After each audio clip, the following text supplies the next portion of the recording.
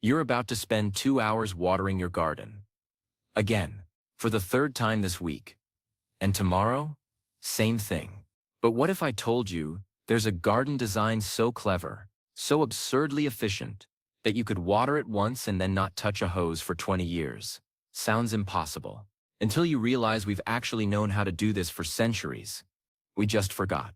Welcome to the wicking bed, the garden equivalent of setting your investment portfolio to autopilot and watching it grow while you sleep. Except instead of dividends, you get tomatoes. Big ones. You're probably thinking this is some new permaculture trend invented by a guy with dreadlocks and a kombucha business. Nope. The ancient Egyptians were doing this along the Nile. The Aztecs built entire floating gardens called chinampas, using the same principle. And in the 1970s, Australians perfected it to survive droughts that would make your worst summer look like a light sprinkle. So why did we forget about it? Why are you still standing there with a garden hose like some kind of medieval peasant hauling water buckets? Here's how a normal garden works. You plant stuff in dirt. The sun comes out. Everything gets thirsty. You water from above. Most of that water either runs off, evaporates, or sinks too deep for your plants to reach. Your tomatoes are screaming for hydration while water is literally running past their roots like they're invisible. It's the horticultural equivalent of standing in the rain and dying of thirst. Your plants are doing their best, but you've essentially set them up in the desert and told them to figure it out. A wicking bed flips this completely upside down. Imagine your garden sitting on top of a hidden reservoir, like a secret underground lake. Water sits at the bottom in a layer of gravel. Above that, your soil acts like a massive sponge, pulling water upward through something called capillary action.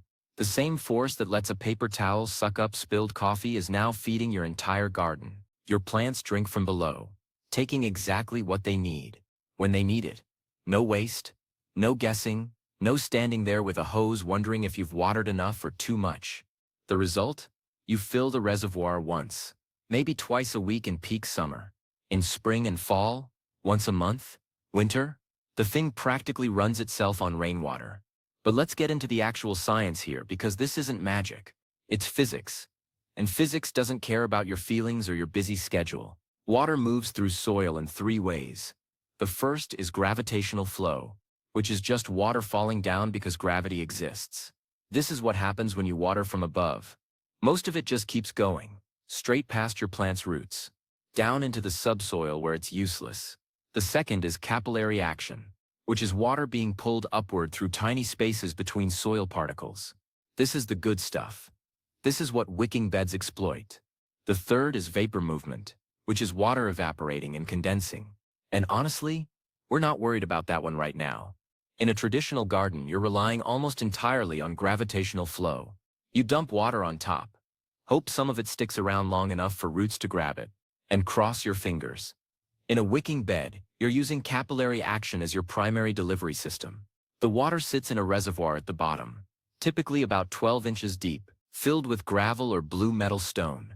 Above that, you place a barrier, usually landscape fabric or shade cloth, something permeable that keeps the soil from falling into the gravel, but lets water pass through. Then comes your soil. And this is where people mess up. You can't just throw any dirt in there and call it a day. You need soil that wicks well, which means a good mix of compost, quality topsoil, and some coarse sand. You want something that creates pathways for water to travel upward. The mixture needs to be rich enough to hold moisture, but loose enough to allow that moisture to move. The water pulls itself up through the soil, against gravity, through microscopic channels between particles, sometimes up to 18 inches depending on soil composition. But they're never waterlogged. The water sits below, the soil wicks it up, and your plants exist in this perfect middle zone of consistent hydration. And here's the beautiful part. Because the water is coming from below, the top layer of your soil stays relatively dry. You know what loves wet soil surfaces? You know what struggles to germinate when the surface is dry but the subsurface is moist? Also weeds. A wicking bed doesn't just water your garden efficiently. It actively discriminates against the plants you don't want. Now let's talk about construction. Because you're probably thinking this sounds complicated. It's not. If you can build a raised garden bed, which is basically adult Legos, you can build a wicking bed. You just need a few extra steps. First, you need a container. This can be a raised bed frame made from timber, corrugated iron, concrete blocks, whatever. The key is it needs to be waterproof or lined with pond liner. You're essentially building a bathtub for your garden. The typical dimensions are about 12 inches of reservoir space at the bottom, then 12 to 18 inches of soil above that. So you're looking at a total depth of roughly 24 to 30 inches. Width and length, whatever fits your space. Line it with heavy-duty pond liner, if it's not already waterproof, and make sure that liner comes up past your soil line. Then you install an overflow pipe. This is critical. The overflow pipe sits at the top of your reservoir layer, usually 12 inches from the bottom. This prevents your reservoir from filling too high and drowning your plants. Overwatering is actually hard to do in a wicking bed, because excess water just drains out the overflow, but you still need that safety valve. Next, you fill the bottom with your reservoir material. Most people use blue metal stone, which is crushed aggregate rock about 3/4 of an inch in size. River rock works too. You want something that creates lots of air pockets for water to sit in. This layer is your underground storage tank. This could hold anywhere from 20 to 100 gallons of water. Then you place your barrier fabric over the gravel. This keeps your soil from migrating down into the reservoir and turning your nice clean water storage into a muddy mess. Make sure it covers the entire surface and comes up the sides a bit. Now comes the filling tube. This is just a vertical pipe, usually PVC, that runs from the top of your bed down into the reservoir. 4-inch diameter pipe works great. This is how you'll water your bed. You stick a hose in the top of this pipe and fill your reservoir. That's it. That's watering. You're not spraying plants. You're not running sprinklers. You're filling an underground tank, and the garden handles the rest. Finally, you add your soil mix, 12 to 18 inches of good quality soil, and you're done. Total build time for a standard 4 by 8 foot bed, maybe 4 hours if you're taking your time and stopping for snacks. But here's where it gets interesting. The water savings are absolutely ridiculous. A traditional garden bed might use 50 gallons of water per week during summer. A wicking bed of the same size, maybe 10 gallons. And that's in full Australian summer heat. The kind of weather that makes your regular garden look like a crime scene by noon. The math is straightforward. In a traditional bed, you're losing water to evaporation, runoff, and deep percolation. Estimates vary, but you're looking at 60 to 70% of your water never reaching your plants. It's like flushing money down the toilet, except the toilet is your garden and the money is your water bill. In a wicking bed, almost none of your water evaporates because it's underground. None of it runs off because it's contained. And none of it percolates too deep because there's a waterproof liner at the bottom. Your efficiency jumps to somewhere around 90%. The only water you lose is what your plants actually use and what evaporates through the leaves. Which they're going to do anyway, because that's how plants work. Let's talk about plant growth, because this is where wicking beds go from interesting to genuinely shocking. Plants in wicking beds grow faster, bigger, and produce more than the same plants in traditional beds. This isn't subjective. This has been measured. Tomatoes yield increases of 30 to 50%. Leafy greens grow twice as fast. Root vegetables get bigger. Everything just performs better. Why? Consistent moisture. Plants are like athletes. They perform best when they're not stressed. Plants experience moisture stress constantly. Too wet after watering, too dry before the next watering. This stress response slows growth, reduces fruiting, and makes plants more susceptible to disease. In a wicking bed, moisture levels stay consistent. The plants never experience that stress cycle. They just grow, constantly, aggressively, like they're on some kind of botanical performance-enhancing substance. Except the substance is just reliable access to water. Root development is also dramatically better. In a traditional bed, roots grow down chasing water, then spread out when they find it. In a wicking bed, roots know water is always available below, so they develop much more elaborate root systems throughout the entire soil profile. More roots mean better nutrient uptake. Better nutrient uptake means bigger, healthier plants. Now, let's address the obvious question. Why isn't everyone doing it? Why are we still dragging hoses around like it's 1950? Part of it is ignorance. Most people simply don't know wicking beds exist. Garden centers don't sell them as pre-made units. At least not commonly. You have to build them yourself. And that requires knowing they're an option in the first place. Part of it is inertia. We water gardens the way our parents watered gardens. It's tradition. Never mind. That tradition is just peer pressure from dead people. We do it because it's what we know.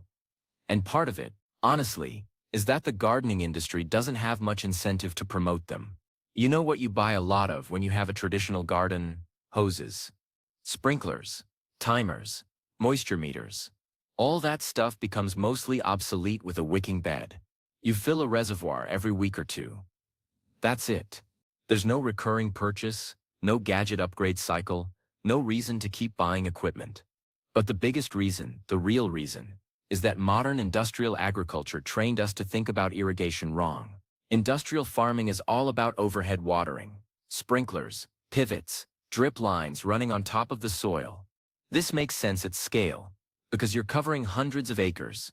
You can't build a wicking bed the size of Kansas. But we took those industrial methods and shrank them down to home gardens, where they make no sense at all. It's like using a semi-truck to get groceries. Sure, it'll work, but there are much better options specifically designed for the scale you're operating at. The Australian connection here is important. Australia is the driest inhabited continent on Earth. Water restrictions are a way of life in many areas. During the Millennium Drought from 1997 to 2009, gardeners either adapted or gave up. Wicking beds became hugely popular because they were one of the few ways to maintain a productive garden under severe water restrictions. When you're limited to 50 liters per person per day for all household use, you can't waste water on an inefficient garden. The designs were refined, optimized, and spread through community gardens, permaculture courses, and gardening groups.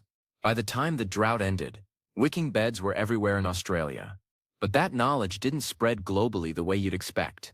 It stayed regional, known to permaculture enthusiasts and serious gardeners, but not to the general public. Which brings us to what you can actually grow in these things. Because if you're going to spend a weekend building one, you want to know it's worth it. Short answer: everything. Long answer: some things are absolute superstars in wicking beds. Tomatoes are ridiculous. They love consistent moisture, and they're heavy feeders, which means they thrive in the rich soil of a wicking bed. You'll get larger fruits, more of them, and the plants will produce longer into the season. That thing where tomatoes split because of irregular watering doesn't happen. The moisture is too consistent. Leafy greens like lettuce, spinach, kale, and chard are perfect. They have shallow roots. They need steady moisture, and they bolt in hot, dry conditions. A wicking bed keeps them cool and hydrated, extending your harvest window by weeks or even months. Cucumbers and zucchini are water-hungry monsters that will drink your wicking bed dry faster than most plants. But they'll produce like absolute champions in return. If you've ever grown these in a traditional bed, you know they need water constantly. In a wicking bed, they get it. And they reward you with absurd yields. Root vegetables like carrots, beets, and radishes develop better because the soil stays loose and moist, not waterlogged. You don't get rot issues. Mediterranean herbs like rosemary, thyme, and oregano actually prefer drier conditions, so they're better suited to traditional beds. Parsley, cilantro, and mint. They love wicking beds. Basil especially. You'll harvest more from one basil plant in a wicking bed than from 3 plants in a regular bed. Peppers, both sweet and hot, perform exceptionally well. They like steady moisture and warm soil, both of which wicking beds provide. The consistent watering also prevents blossom end rot, which is caused by calcium uptake issues related to irregular watering. What doesn't work? Deep-rooted trees and shrubs are too big for most wicking bed setups. And as mentioned, those Mediterranean herbs that prefer to dry out between waterings won't be happy. But for 90% of what home gardeners want to grow, wicking beds are ideal. Now, maintenance. Because you're probably thinking there's a catch, some hidden complexity that makes this impractical. The catch is there isn't one. You fill the reservoir when it's empty. You can tell it's empty because you stick a dipstick, just a marked piece of wood or a ruler, down the filling tube. If it comes up wet, you're good. If it's dry, you fill it. That's the entire watering maintenance. You'll still need to fertilize, but less than in a traditional bed. The consistent moisture means nutrients aren't getting washed away. A light application of compost or organic fertilizer at the start of each season is usually enough. Some people add liquid fertilizer to the reservoir water occasionally, which works great because it gets wicked up with the water. Every few years, 5 to 10 depending on your setup, you might need to refresh the soil. It'll compact and break down over time. But this isn't specific to wicking beds. All garden soil needs refreshing eventually. The reservoir itself is basically permanent. The gravel doesn't break down. The liner, if you used quality material, will last decades. The only thing that might need replacing is the filling tube if it cracks. And that's a $5 part in 10 minutes of work. So what's the real value here? Let's talk about time. Because time is the one resource you can't get more of. A traditional garden, let's say you've got a couple of raised beds, maybe 100 square feet of growing space total. In summer, you're watering every day. 15 minutes minimum, probably closer to 30, if you're being thorough. That's 3.5 hours per week just watering. Over a 6-month growing season, that's 91 hours standing there with a hose. A wicking bed setup of the same size? You're filling reservoirs once, maybe twice a week. 5 minutes per fill. That's 10 minutes per week. Maximum. Over 6 months, that's 4 hours total. You just got 87 hours of your life back. That's 2 full work weeks. You could learn a language, write a novel, or just, enjoy your garden instead of being enslaved by it. The water cost savings are also significant. Depending on where you live, water prices vary wildly, but let's use an average. A traditional 100 square foot garden might use 3,000 gallons per season. At typical residential rates, that's $40 to $60. A wicking bed using the same space, maybe 600 gallons. So, $8 to $12. You're saving $30 to $50 per season. And the materials for building the wicking bed cost, maybe $150. You break even in 3 to 4 seasons. And after that, it's pure savings for decades. But the real benefit isn't money. It's freedom. You can go on vacation. You can work late. You can have a busy week where the last thing you want to do is drag a hose around. Your garden doesn't care. It's watering itself. You're not tied to a daily schedule dictated by plant needs. The plants are handling their own needs like responsible adults.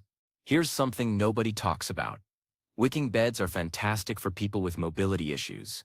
If you have back problems, arthritis, or anything that makes hauling hoses and watering cans difficult, a wicking bed at waist height with a filling tube you can stick a hose into is a game changer. You're not bending, you're not lifting, you're standing upright, putting a hose in a tube for a few minutes, and you're done. They're also amazing for community gardens. You know what kills community garden participation? The watering schedule. Someone has to water every day, and coordinating who does what when turns into a logistical nightmare. With wicking beds, you check them once or twice a week as a group. Everyone does a quick check of their bed's reservoir. 5 minutes per person. No schedule. No resentment when someone forgets their day. No dead plants, because someone went on vacation. So why did we forget this? We didn't. Exactly. We never learned it in the first place. At least not at scale. The knowledge stayed niche. It was shared through workshops, permaculture courses, and passionate gardeners teaching their neighbors. But it never made it into mainstream gardening culture. Home improvement stores don't stock the materials as a kit. Gardening shows don't feature them prominently. They're not sexy. They're just extremely effective, which apparently isn't enough. But that's changing. As droughts become more common, as people realize that spending hours per week watering a garden is kind of absurd when better options exist, wicking beds are having a resurgence. Search interest is up. More people are building them. The knowledge is spreading through YouTube, gardening forums, and social media, which means you're here at exactly the right time. You can be ahead of the curve. You can be the person in your neighborhood with the thriving garden while everyone else is struggling with hoses and wondering why their tomatoes keep dying. The lazy garden that waters itself for 20 years isn't a fantasy. It's not even particularly complicated. It's just a different approach, one that works with physics instead of against it, one that respects your time and your water bill, and one that produces better results with less effort. Sometimes the best solutions aren't the newest or the flashiest. Sometimes they're the old ideas we forgot to pay attention to, waiting patiently for us to remember that working smarter beats working harder every single time. Your garden can water itself. It's been possible all along. The only question is why you're still standing there with that hose.